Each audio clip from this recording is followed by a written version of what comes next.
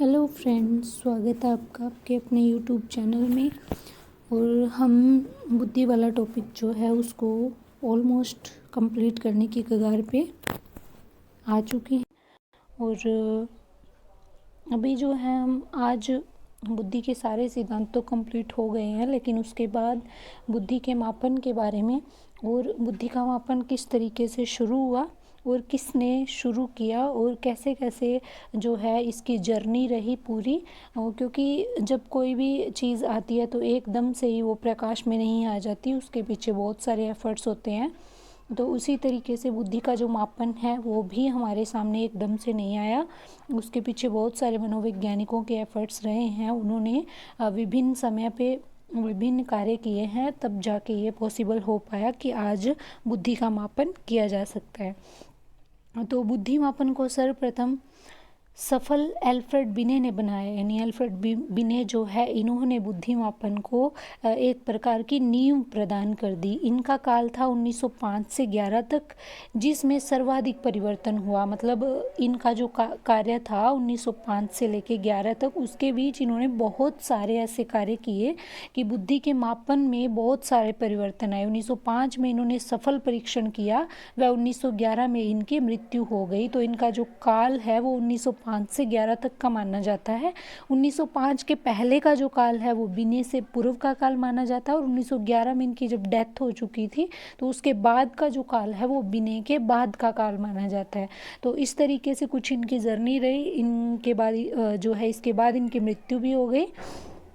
और उसके बाद जो है बिने से पूर्व के काल में क्या हुआ था, ये तो बिने का है कि बिने ने एक नींव प्रदान की। 1905 में इन्होंने सफल परीक्षण किया और 11 में इनकी डेथ हो गई। लेकिन उससे पहले ऐसा क्या सामने आया था, किसने क्या किया था कि बुद्धि शब्द जो है सबके दिमाग में स्टक कर गया कि बुद्धि नाम की भी कोई बीमारी होती है या फिर बुद्धि नाम की भी कोई चिड़िया होती है।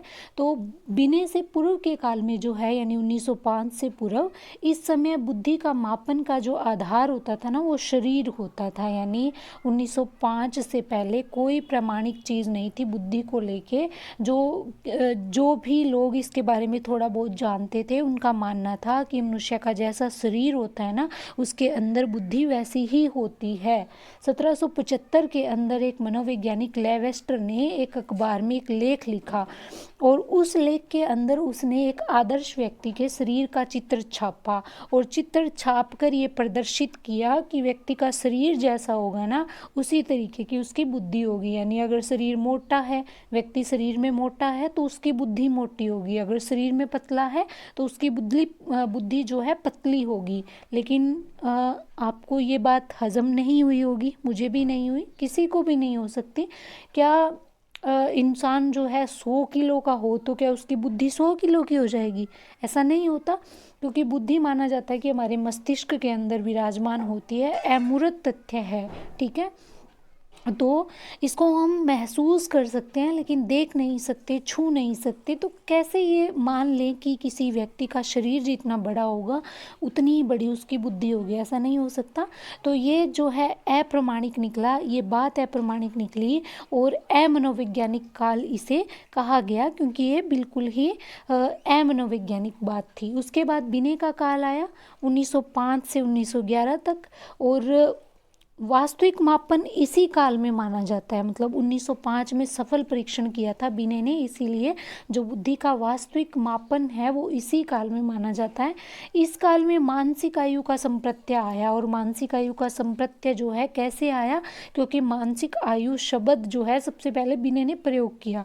और जब कोई शब्द प्रकाश में आ जाता है ना तो उसके बाद उस शब्द पे सर्चिंग होती ही होती है कि ये शब्द क्या है, ये क्यों है और ये क्या हो सकता है। तो उसको सारे खोज निकालते हैं। तो बिने ने सबसे पहले मानसिक आयु शब्द खोजा, उसके बाद उस पर बहुत सारे जो है उस पर खोज की गई। जो बुद्धि मापन हुए मानसिक हुए, मानसिक आयु के आधार पर हुए। यानी इस काल में 1905 के 11 के बीच में जो बिने का काल माना जाता है, इसके अंदर जितने भी प्रकार के जो बुद्धि परीक्षण हुए वो मानसिक आयु के आधार पर हुए। और ये वैज्ञानिक काल था, क्योंकि ये प्रामाणिक थे सारे, इनका वैज्ञानिक आधार था।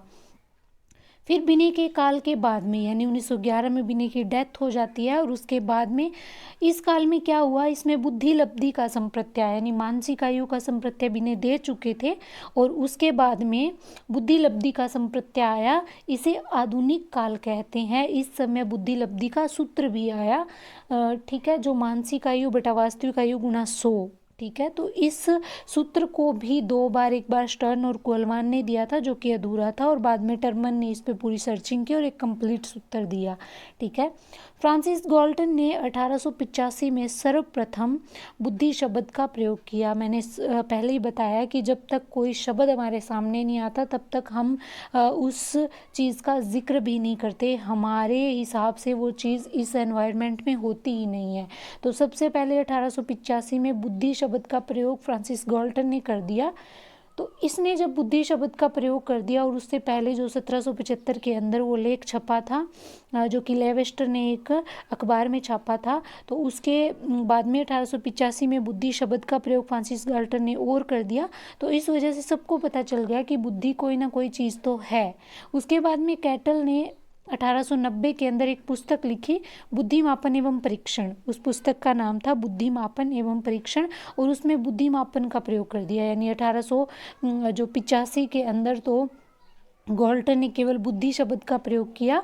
फिर उसके 5 साल बाद 1890 के अंदर कैटल ने एक पुस्तक लिखी और उसके अंदर बुद्धिमापन का शब्द का प्रयोग कर दिया। अब पहले बुद्धि के बारे में लोगों ने जानना चाहा कि बुद्धि क्या होती है, ये नाम कहाँ से आया, क्यों आया, और उसके बाद में 1890 में बुद्धिमापन शब्द आ गया। तो लोगों के दिमाग में ये बात आ गई कि बुद्धिमापन कैसे होता है। मतलब बुद्धि के बारे में तो बताया हुआ था कि बुद्धि क्या होती है, उसके बाद में बुद्धिमापन क्या होता है, ये चीज़ भी लोगों के दिमाग में जो है भर दी गई। इस तरीके का भी कुछ होता है ये चीज़। उसके बाद में इस दिशा में बहुत सारे कार्य हुए, जिसके अंदर 1905 के अंदर बिने ने सबसे पहले बिने साइमन बुद्धि परीक्षण के नाम से एक सफल परीक्षण किया। ये शाब्दिक बुद्धि परीक्षण था, बच्चों के लिए था, शाब्दिक था। और जो शाब्दिक होता है ना, वो पढ़े लिखे लोगों के लिए होता है, क्योंकि शब्दों को वही समझ सकते हैं। और शाब्दिक बुद्धि परीक्षण जो होता है संस्कृति युक्त बुद्धि परीक्षण होता है, ठीक है। मतलब संस्कृति मुक्त अलग होता है, उसके अंदर शब्द नहीं होते, और ये संस्कृति युक्त था। अगर पूछा जाए कैसा था, संस्कृति युक्त था, शाब्दिक था, पढ़े लिखे लोगों के लिए था, बच्चों के लिए था, ठीक है। सफल परीक्षण था, सामूहिक बुद्धि परीक्षण था, समूह के अंदर ये किया गया था। इसमें प्रथम संशोधन 1908 में किया बिने ने, ठीक है, और दूसरा संशोधन 1911 में किया, ठीक है। और 1911 में जब संशोधन किया तो ये 3 से 16 वर्ष के बच्चों के लिए रख दिया गया। पहले ये बहुत छोटे बच्चों के लिए किया गया था, ठीक है।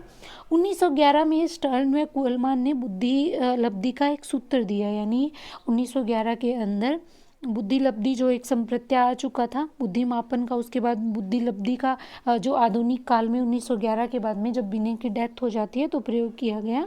तो 1911 में स्टर्न और कुहलमान ने बुद्धि लब्धि का सूत्र दिया, लेकिन ये सूत्र अधूरा था। कैसा था? अधूरा, क्योंकि इसके अंदर मानसिक आयु बटा वास्तविक आयु, बस ये 2 ही चीज़ें रखी गई, जिससे कंप्लीट बुद्धि लब्धि नहीं निकाली जा सकती, इसीलिए इस सूत्र को अधूरा माना गया। इसके बाद 5 साल के बाद 1916 में टर्मन ने इस सूत्र को पूरा किया, इसीलिए टर्मन को इस सूत्र का जनक कहा जाता है। लेकिन अगर पूछा जाए कि सबसे पहले ये सूत्र किसने दिया, तो सबसे पहले स्टर्न और कुहलमान ने दिया था 1911 में, लेकिन पूरा सूत्र दिया था टर्मन ने, मानसिक आयु बटा वास्तविक आयु गुणा में 100, ठीक है, इस तरीके से। और इससे बुद्धि लब्धि निकाल ली जाती है, जो कि जो दी हुई होती है, जो डाटा उपलब्ध होते हैं उनके हिसाब से बुद्धि लब्धि निकाल ली जाती है। मानसिक आयु दी होती है, वास्तविक आयु दी होती है, गुणा में 100 लगा के निकाल ली जाती है। और इस सफल संशोधन को बिने स्टैनफोर्ड संशोधन कहा जाता है। जो टर्मन ने संशोधन किया था ना, इसको बिने स्टैनफोर्ड संशोधन कहा जाता है। उसके बाद में टर्मन ने बुद्धि लब्धि का जो सूत्र दे दिया, उसके बाद में टर्मन ने एक सारणी बताई जिसके हिसाब से बच्चों की बुद्धि लब्धि को बताया गया और कहा गया कि इस बुद्धि लब्धि वाले बच्चों को इस नाम से जाना जाता है। तो ये सारणी बहुत इम्पोर्टेंट है, क्योंकि इससे क्वेश्चन बनते हैं। ये पूछ लिया जाता है कि टर्मन ने कितना माना, क्योंकि टर्मन ने अलग माना था और क्रो एवं क्रो ने अलग माना था। ठीक है। तो टर्मन ने माना कि 140 और इससे अधिक जो बुद्धि लब्धि वाले बच्चे होते हैं उनको प्रतिभाशाली की कैटेगरी में रखा जाता है। और वहीं क्रो एवं क्रो ने कहा था कि 130 प्लस आईक्यू वाले जो बच्चे होते हैं उनको प्रतिभाशाली कहा जाता है, लेकिन टर्मन ने 140 से ऊपर वाले बच्चों को प्रतिभाशाली माना। उसके बाद में 130 से 139 तक प्रखर बुद्धि या अति श्रेष्ठ बुद्धि कहा जाता है। उसके बाद में 120 से 129 के जो बच्चे होते हैं आईक्यू वाले उनको तीव्र या श्रेष्ठ कहा जाता है। 110 से 119 वाले जो बच्चे होते हैं वो औसत से अधिक होते हैं, ठीक है, मतलब औसत नहीं होते, औसत से अधिक होते हैं। 90 से 109 वाले जो बच्चे होते हैं वो एवरेज होते हैं, सामान्य होते हैं, औसत होते हैं। इस कैटेगरी में मोस्टली बच्चे इसी कैटेगरी में आते हैं क्योंकि प्रतिभाशाली 1 या 2% बच्चे होते हैं और जड़ बुद्धि वो भी 1 या 2% होते हैं। सबसे ज़्यादा जो भीड़ होती है ना वो औसत बच्चों की होती है, सामान्य बच्चों की होती है। 90 से 109 होता है सामान्य बुद्धि लब्धि। 80 से 89 के बीच में सीमावर्ती या अल्प होते हैं। 70 से 79 के बीच में जो होते हैं औसत से कम होते हैं। 50 से 69 के बीच में होते हैं मूर्ख। 25 से 49 के बीच में होते हैं मूढ़ बुद्धि और उसके बाद में 25 से कम होते हैं जड़ बुद्धि। ये सारणी बहुत इम्पोर्टेंट है, इसके अंदर बुद्धि लब्धि दे के पूछ लिया जाता है कि इस बच्चे को क्या कहा जाता है। और अगर इनमें से भी बताया जाए कि आज तक कौन सी चीज़ को सबसे इम्पोर्टेंट या एग्ज़ाम में आया है, वो एक तो ये 140 वाला और एक ये सामान्य वाला और जड़ बुद्धि का जो है वो 1 से 2 एग्ज़ाम, मतलब वैसे तो बहुत एग्ज़ाम्स के अंदर पूछेगा, लेकिन मैंने जो एक्सपीरियंस लिया है, मैंने जो एग्ज़ाम दिए हैं, मेरे सामने ये क्वेश्चन 2 से 3 बार रिपीट हुआ है कि 25 से कम वाले बच्चों को टर्मन के हिसाब से क्या कहा जाता है, या टर्मन नाम भी नहीं आता, सीधा ही पूछ लिया जाता है कि 25 से कम बुद्धि लब्धि वाले बच्चों को क्या कहा जाता है, तो इनको जड़ बुद्धि कहा जाता है। और ये 140 वाला प्रश्न भी रिपीट होता रहता है। और सामान्य बुद्धि तो पूछ ही ली जाती है बहुत बार की, कई बार 90 से 100 भी लिखा होता है, कई बार 90 से 110 भी लिखा होता है। तो इस तरीके से पूछ लिया जाता है कि औसत बुद्धि लब्धि जो होती है कितनी होती है। तो ये सारा जो है मैंने अच्छे से बहुत आपको समझाने की कोशिश की है। ये काल जो है, इन काल में बांट के समझाने का अभिप्राय ये है कि आपको पता चल जाए कि विनय ने कितना काम किया था, उससे पहले बुद्धि का संप्रत्यय कहाँ से शुरू हुआ था और 1911 के बाद में कितने काम हुए। तो 1916 तक इस पे बखूबी कार्य चला, बहुत सारी चीज़ें सामने आई, जैसे टर्मन ने सूत्र दिया, उससे पहले स्टर्न और कुहलमान ने, उसके बाद में टर्मन ने सारणी भी दी।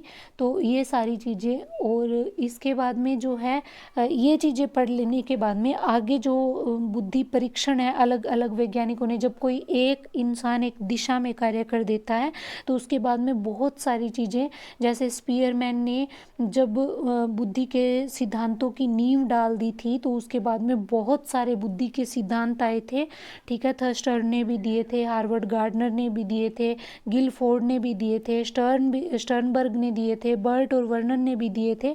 तो इस तरीके से जो है, जब बिने ने बुद्धि परीक्षण कर दिया 1905 में और सफल रहा था वो, तो उसके बाद में बहुत सारे बुद्धि परीक्षण हुए। कोई शाब्दिक था, कोई अशाब्दिक था, कोई शाब्दिक अशाब्दिक दोनों थे। तो उनका जिक्र हम कल से शुरू करेंगे।